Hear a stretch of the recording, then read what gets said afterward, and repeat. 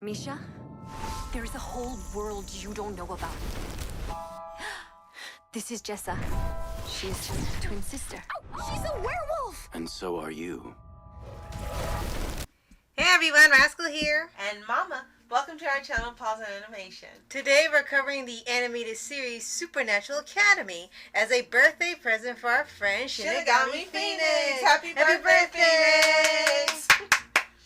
And we only watched it because he's talked about it so much and how much he loves it. Yes. And this is a Peacock original series that's based on the book series of the same name and was highly recommended to us again by Shinigami Phoenix. So now we're finally covering this as his big birthday present. Yes. And before we start, be sure to like, subscribe, click notifications on future podcasts and other pause videos. Absolutely. And this book series was written by Jamin Eve. And this is a fantasy, actually, book series, and so is this TV series as well. And it's only one season available at this time. Mm-hmm. And the season, how many episodes? I think there were 16. Yes, you're right, 16 episodes. And it's filmed in the United States and Canada. Mm-hmm. So you've got animators from both places. And it starts off kind of mildly, like you're just getting a peering or looking into any old high school around the country, except everyone's a supernatural being. Literally. Hence the title. Yes. Basically, Hogwarts for the supernatural. Yes, you got vampires and werewolves and witches and dragons and shapeshifters and fairies and trolls and harpies. Yeah. Oh and my! Lions and tigers and bears. Oh my!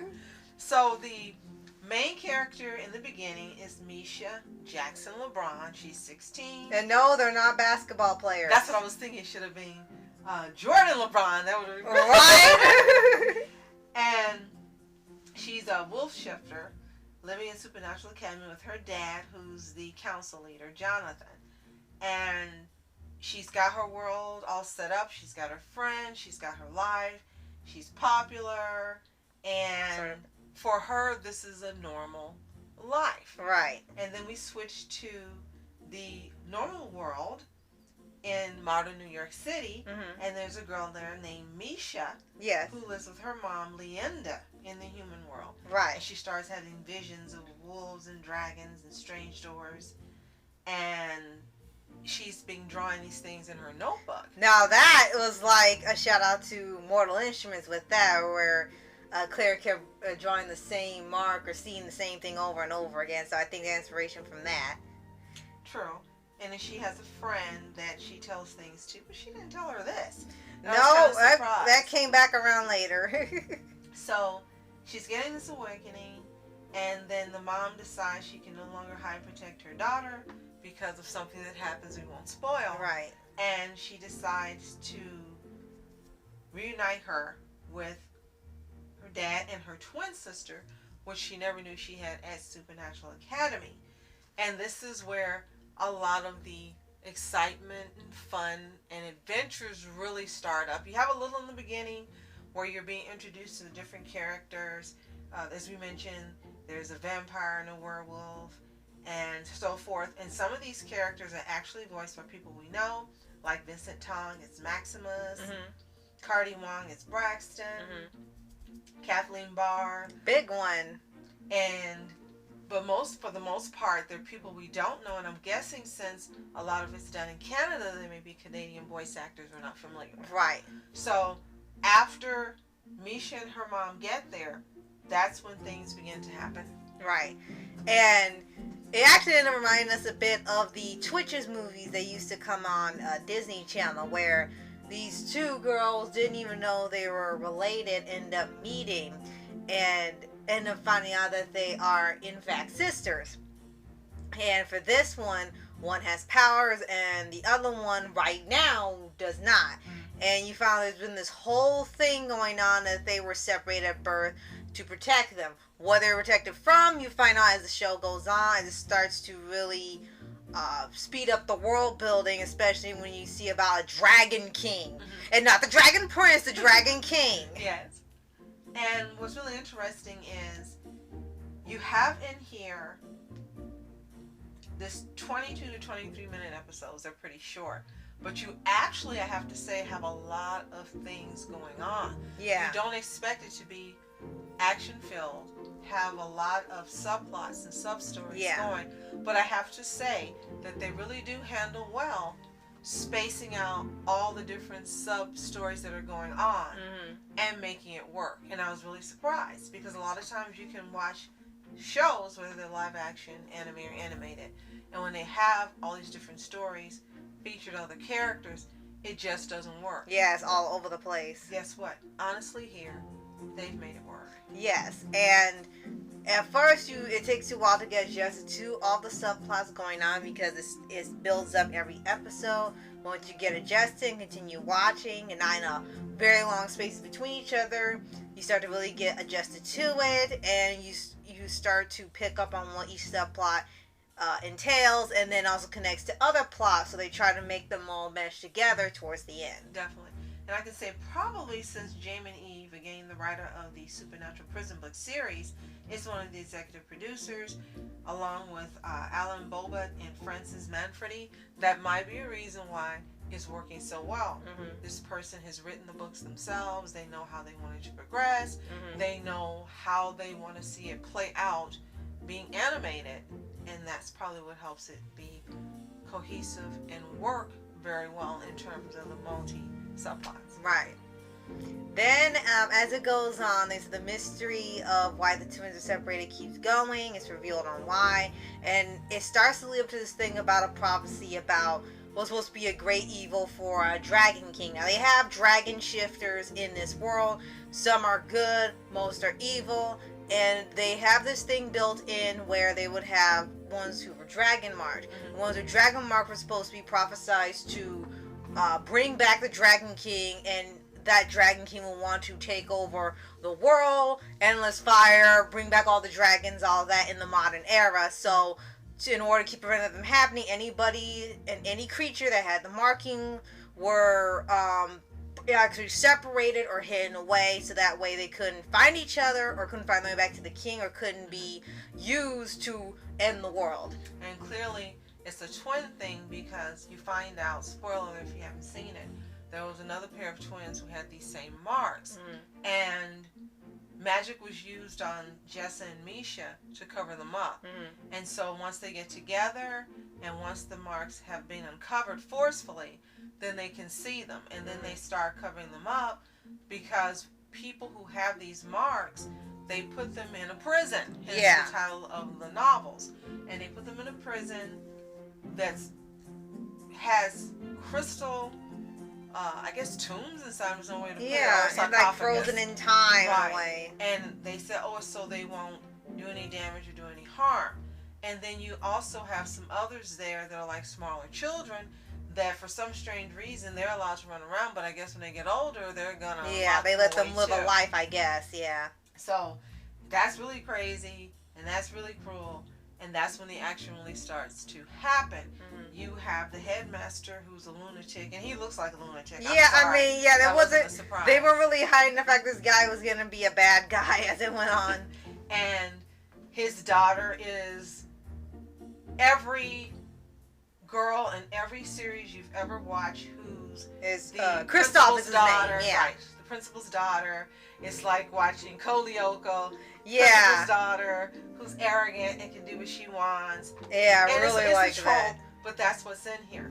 And at first, you think she is as crazy as the dad, and she knows, and you find out she doesn't. But then in the process, she becomes as crazy as the dad. Yes. Wanting to have things go her way.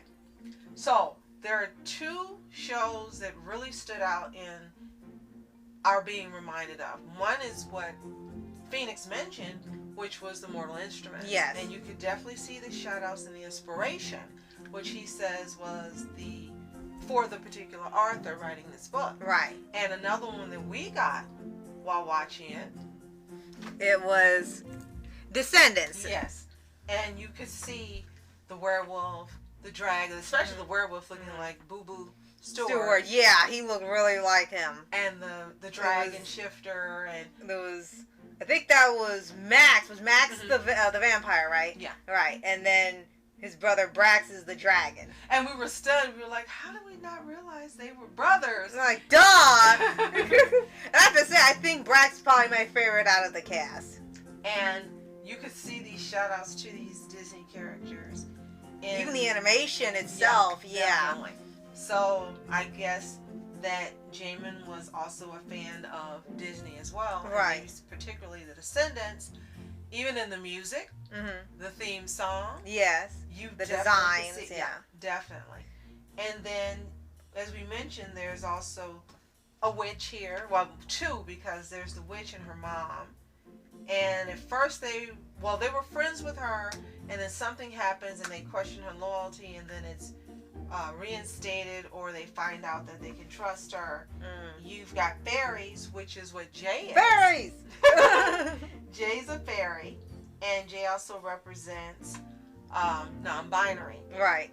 And Jay is also another one of the friends. Right. So you got the 6 of them. Yeah, they make up the entire cast, and then you learn more about them as it goes on, their powers, how they can complement or cancel each other out depending on their powers and usage, and learning how to use these abilities while getting an education. Now it's high And- school, so you've got some ships going on. Of course! You've got some, oh, I like her. Oh, no, this twin's better. No, this twin's better. Oh, gosh, no! So, of course, you got that there. Right. And okay, there's one thing I'm going to bring up after about the high school thing. Yes, I guess let's be glad they just didn't sing, because then that'd be too much for us. I think, They didn't do High School Musical and go all the way with the Disney. They stayed being Supernatural Academy, focusing on the supernatural, because we've seen shows kind of veer off and try to mix other things. They only did that in one department, and they stuck to what the story was and the setting and everything. The only thing that stood out, and it did not fit for us, was the 4, which were a supernatural police force. But the way they worked, the way they looked and the way they worked, they were RoboCops, which didn't fit in with the supernatural setting. They didn't have like a mixture of technology and magic. It was all magic and kind of like of the traditional fantasy. Then you got these people, and their RoboCops look like they're from the future and of a sci-fi setting. For us, that's the only thing that didn't work. Perhaps if they were in cloaks like they're druids or wizards in secret, then it would have worked. But them looking like RoboCops in a sci-fi world didn't work in the modern fantasy setting. It's the only thing that sticks out like a sore thumb. True, and they act a lot like the agent from The Matrix. So they were kind of crossing over as well, the one that was chasing Neo. Yeah. Mr. Anderson. So, yeah, that's the only thing we really thought didn't fit. What we did like is the idea of them having the doors, which we also had seen in, what was it, My Little Pony? Ben 10 Alien Force with Charmcaster, when Gwen was trying to say the word properly to open the doors. That's it, Going to other dimensions, so that reminded us as well. And we did like that because each door opened to a different realm. You had to be careful so you didn't end up in a realm where they would get killed. And you had the different realms of the fairies and so forth. But they ended up going to New York, trying to chase down Misha and Jessa because they had to leave in order not to be killed or locked up in the prison realm. Right. And then what was really a great idea and some great scenes is you find out there's fairies and trolls and lots of fairies that live in New York, and they're hidden in plain sight. Right, and a lot of them are like pop stars and all that, and they get some money out of it. Now, how you find this out is Jay decides to help this tree, and she and Jay, forgive me, blooms up this sakura tree right in the middle of New York. Yeah. In a season it shouldn't bloom, in a place it shouldn't be. Which and all the fairies came out of the blue like, what the heck are you doing? And then they get found out because of that. Like, I think you're in the wrong region, in the wrong season, in the wrong country. So it was like, all right, that's a red flag. And so you find her there, and you have a lot of chasing. You have a lot of things going on. They really were interesting when they did leave the Supernatural Academy realm. And then you have Jessa. I think that's right. Yeah, yes. Jessa's friend. you can see falling for Jay and Jay falling for Jessa's friend. I'm Yeah, sorry, I going don't on. remember her name. It's Haley, I think. I hope Yeah, so. Haley. And you can see it happening, and you can see that she wants Jay to stay, and Jay wants to stay, but all these complicated things are going on, so they end up leaving. Okay. So that was another one of the ships that was going on that Right. had been worked into the show. Right. So the last few episodes get really action-packed, but I can say all throughout the series, there were plot twists you didn't see coming. And they Right. weren't tropey twists, and that really worked out. Yes, definitely. Now, critical response was mixed on this when it originally came out. You had some that liked it, some that didn't. Some of the shortcomings that they mentioned, they thought were the show's pilot was not enough to do the best job in establishing the world the show was trying to build. And they thought the animation was jumpy at times. And then some of the positives were that they were dealing with today's society, especially fear and prejudice that comes with being an outcast, and rich characters. What? They had rich characters. Yeah, But they they did. thought that the show didn't develop these rich characters enough to make them more interesting. Okay. And Common Sense Media, who's on everybody's Pay list. criticized again the jerky CGI animation, they said, but they praised the good pace of the show and the well-rounded characters. For us, the only thing I do see true, and we're not sure if it was because of editing or because of the CG animation. Right. There are places where it seems like it jumps. Yeah. And we thought we were missing a scene because Right. of the jumpiness. And if that's what they were talking about, then that would be the one thing I would agree with. It could have been a little more fluid. Another show we thought it reminded us of was High Guardian Spice, especially that no. headmaster. Yeah, and never thought we'd see someone get inspired from that, but here we are. But we could say it's not horrendous in the slightest like the other show. Actually, they did it better. So if maybe they could have gotten some tips from these people, Right? they could have made a better show. But all in all, it ended up being a good watch. It was a little shaky for us at first, like the first 3 episodes, but the more they got into the lore, and once Jess and Misha were put back together again, that's when the story really got going. Right. So we would give this an A-. And again, 1 on the CGI jumpiness, if that's what it is, because we kept thinking we were missing scenes. And number 2, not having a season 2 yet, being left with this big cliffhanger, and you really want to know what's going to happen. And for me, in that final episode, I think it could have been handled better in how Jessa and Misha ended up going against the other 2 twins that had dragon marks that were really villains. That could have been fleshed out a little more. It could have done a few more episodes so we gotten to know the villain twins more. And they could have had a better resolution to how that happened. I would have liked that to have been better and longer. Yeah, I agree. But all in all, it's a good watch. Thank you for recommending it, Phoenix. Yes. And if you've seen Supernatural Academy, let us know what you think in the comments. If you read Supernatural Prison Realm, let us know what you... Oh, Supernatural Prison, not Realm. Prison Realm books. Let us know what you think in the comments as well. If you have any questions on this series and this book series, address them to Phoenix in the comments because he's an expert on all of it. Yeah. And we're not, but we're learning. But if you got any questions, ask him in the comments. And if you haven't seen it, we saw it on YouTube.